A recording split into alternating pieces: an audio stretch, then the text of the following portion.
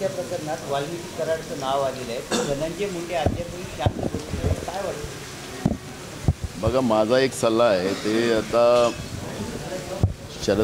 अजित पवारांच्या पार्टीमध्ये आहेत आणि अजित पवारांवरही जेव्हा आरोप झालेत त्यावेळेस त्यांना मंत्रिमंडळातून बाहेर काढलं गेलं होतं. चौकशीच्या नंतर पुन्हा त्यांना घेतलं होतं. मला असं वाटतं की राज्याच्या मुख्यमंत्रींनी आणि अजित पवार साहेबांनी या दोघांनी मिळून त्यांना पहिले मंत्रिमंडळातून काढून आणि नंतर त्या ठिकाणी चौकशी केली तर खऱ्या अर्थानं संतोष देशमुखांचा जी हत्या झाली आणि हा जो वाल्मिकी कराड नावाचा जो माफिया, ज्याच्यावर अनेक केसेस आहेत म्हणून त्याला मी माफिया शब्द वापरतो, आणि त्यामुळे या सगळ्या प्रकरणामध्ये निष्पक्ष चौकशी व्हावी. जसं सरकारने सांगितलं की आम्ही न्यायिक जज करणार. आता त्या अशा त्याला काय किती भरोसा करावा. पण एक गोष्ट आपल्याला माहितीसाठी सांगतो, सत्ता पक्षाच्या आमदारांनीसुद्धा ही सगळी घटना त्या ठिकाणी सांगितली. आम्ही ठीक आहे, विरोधक आम्ही आरोप करतो असं त्यांचा आग्रह हे म्हणणं असतं.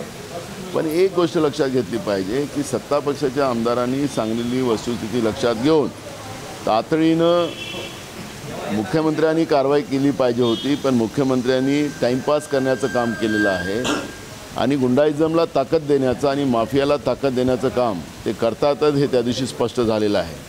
आणि म्हणून आमची मागणी आहे की तातडीनं जसं अजित पवारांना मंत्रिमंडळातून बाहेर काढलं गेलं होतं तसं धनंजय मुंडेंना बाहेर काढलं पाहिजे मंत्रिमंडळातून आणि ती चौकशी करावी. तर मुख्यमंत्र्याला भेटायला जाऊ शकतात ना कोणी दोन. ते मला त्यांच्याबद्दलचं काही माहिती नाही, त्याच्यामुळे मी त्याच्यावरची प्रतिक्रिया देण्याचं काही कारण नाही. अहो, हे लोकातून आलेलं सरकार नाही आहे. हे निवडणूक आयोग आणि भाजपच्या सिंडिकेटमध्ये आलेलं सरकार आहे. त्यामुळे लोकांचं घेणं देणं यांना नाही. राज्याला अजून किती लुटता येईल, 2.5 वर्षात त्यांनी ते लुटलंच, पण पुन्हा 2.5 वर्षात राज्याला किती लुटता येईल आणि मलाईदार खातं आणि मलाईदार जिल्हे कसे मिळतील याच्यावर सगळा जोर चाललेला आहे. त्यामुळे यांना आम्ही चॅलेंज केलेलं होतं की मार्तनवाडीमध्ये मॉक पोलिंग आपण करा, सरकारच्या नियंत्रणातच करा. मुख्यमंत्र्यांनी सांगितलं की तिथले आमदार त्यांच्यावर दबाव आणतात. आम्ही सांगितलं की सरकारच्या नियंत्रणात या पद्धतीचं एक मॉक पोलिंग करा, म्हणजे दूध का दूध पाणी का पाणी होईल. पण सरकार हे मशीन आणि निवडणूक आयोगाच्या चक्करमधून निवडून आलेलं असलेलं सरकार आहे. त्यामुळे यांना लोकांचं घेणे देणं नाही.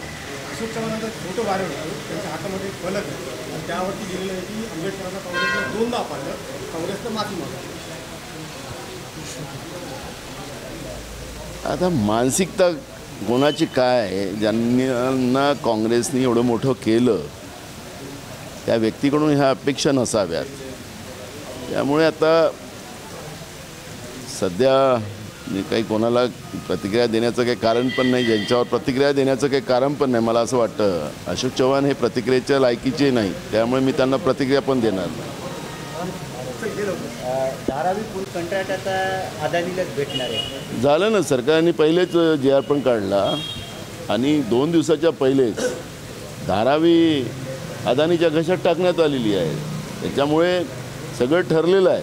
अदानी, केंद्रातलं BJPचे नेते आणि निवडणूक आयोग महाराष्ट्राच्या राजकारणामध्ये लोकशाही संपवण्याचं जे पाप घडवलं होतं आणि उद्योगपतींच्या माध्यमातूनच हे पूर्ण राज्य चालावं, त्याचं सगळ्यात मोठं उदाहरण धारावीचं आहे. आणि सरकारने कोर्टाचा निकाल येण्याच्या पहिलेच त्या पद्धतीचं सर्क्युलर काढून टाकलं. भारत जोडोमध्ये तुम्ही स्वतः होता, 4,500 किलोमीटर राहुल गांधी स्वतः चालली, त्याला आता नक्षलवाद कनेक्शन दाखवते. काठमांडूची बैठक सुद्धा झाल्याचं फडणवीस यांनी हाऊसमध्ये बोलून दाखवलं. म्हणून आम्ही त्यांना पत्र दिलेलं आहे.